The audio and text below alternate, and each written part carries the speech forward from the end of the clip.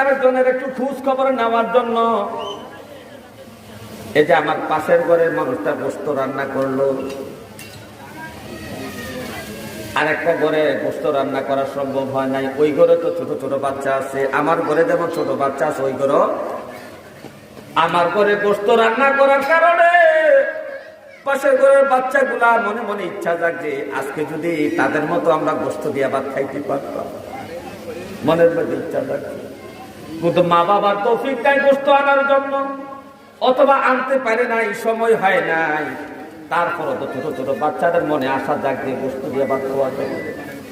তো নবীজি বলতেছেন, ইয়া আবু যর, হে আবু যর, তুমি যখন গোস্ত রান্না করতে যাইবা, এই গোস্ত রান্না করতে গেলে একটু গোস্তের মধ্যে বেশি পানি দিও। পানি দিলে একটু রসা বেশি হবে, গোস্তের ঝোল একটু বেশি হবে।